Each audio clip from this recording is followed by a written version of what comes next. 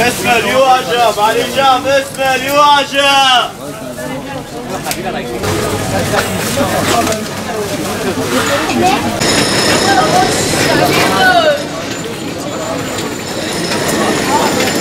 domates kilo milyon, domates kilo milyon, domates 10 milyon. Hanım hoş geldin.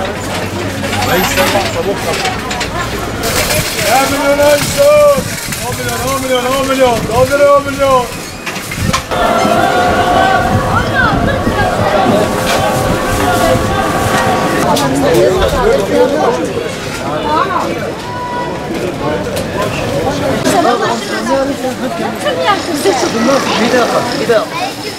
Salça dönemi şimdi yeni başladı. Fiyatlar biraz daha ucuzdu birkaç gün önce. 10 liraydı, 7,5 liraydı. Bugünden itibaren biraz daha hani millet başladığı için hepsi birlikte artık biraz daha artışa geçti. Kilosu şimdi 12,5-15 lira kadar yükseldi fiyatlar domatesin. Yani bugünden sonra biraz fiyatlar artacak. Hep millet birden saldırdığı için, hani hep birlikte yaptığı için biraz daha fiyatlar arttı. Bugünden sonra artık bahçede bile hani 3 milyon olan domates düne kadar 6-7 lira çıktı mesela. Şimdi 6-7 liradan alıyoruz. Biz 12,5 veriyoruz şu an. Müşteri alamıyor. Alım gücü yok. Hala da pahalı diyor. Biz elimizden geldiğince ucuz vermeye çalışıyoruz. Onları memnun etmeye çalışıyoruz ama şu an alım gücü fazla yok. Onlar da zorlanıyor. Biz de satış için zorlanıyoruz. İdare ediyor yani. Fiyatları iyi abi. Ürünler kaliteli. Yeni ürünler çıktı. Diyarbakır yerli ürünler. Fiyatlar bayağı güzel.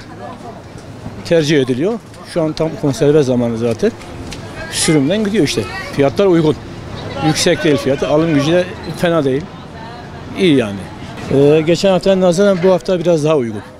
Tabii gittikçe yeri ürün çoğaldıkça fiyatlar düşüyor. Onun için fiyatlar düştükçe millet de bol bol alıyor. Ürün azlığından dolayı fiyat artışı oluyor. Teveccühten dolayı değil efendim. Ürün bol olduysa fiyatlar düşüyor. Az olduğu zaman fiyat yerinden geldiği zaman fiyat yüksek geliyor bize. Bizimle alakası yok. Biz fiyatları artırmıyoruz. Konservenin içinde biber olur, fasulye olur, patlıcan olur. Şu an hepsi bol elhamdülillah. Yani fiyatlar da gayet uygun diye düşünüyorum. Ona göre millet alıp konservesini, kışlık hazırlığını yapıyor. Konserve ürünleri geçen yıla nazaran gayet normaldir fiyatlar. Şu an domates reyonuna baktığımız zaman 10-15 civarlarında seyrediyor.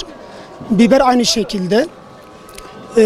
Ürünler genel olarak çevre illerinden geldiği için ve çevre ilçelerden geldiğinden dolayı Diyarbakır gerçekten çok ucuz olan bir memleket. Ondan dolayı milletin fazla zor durumda kaldığını zannetmiyorum. Tabii zor aşamalarda geçen ailelerimiz var. Fakat genel olarak millet yine de bütün zorluklara rağmen kışlık erzaklarını, nevalelerini hazırlıyorlar. Ondan dolayı teveccüh var. Genel itibariyle şu an itibariyle yavaş yavaş konserveye yönelme var ve turşuluk ürünlere yönelme var. Kurutmalık dönemidir. Şu fasulye kurutma zamanı olduğundan dolayı kuru fasulye götürülüyor, bamya götürülüyor.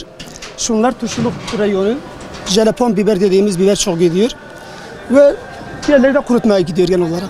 Fiyatı 10 liradır. Etli bir domates olduğu için konserveyle salça için tercih ediyorlar bunu genellikle abi. Yani içi de kırmızı olduğu için Karaca domatesi olarak bilinir ve genellikle fiyat olarak da uygun olan bir domatesdir. O yüzden millet tercih ediyor bunu abi. Kışa göre biraz daha işler var abi. Kışın 300-400 kilo satıyorsak yazın 1 ton 900 kilo civarı bir şey satıyoruz abi. Abi millet kışın para ettirmediğinden dolayı yazın stok yapıyor yani. Konserve yapıyor, salça yapıyor. Kendi evde şişelere doldurup kışın yiyorlar abi. Abi bunda su olmadığı için çoğu tarafı etli olduğu için hepsi salçaya dönüşüyor. Makineye attığın gibi zaten tek çöpe giden yeri kabuğu oluyor. Hepsi toplu bir şekilde şey oluyor, salça oluyor abi. Öbür domatesler kasasında 3 kilo çıkıyorsa bunda 5 kilo çıkıyor abi. O yüzden millet bunu tercih ediyor abi. Salça olarak birebirdir.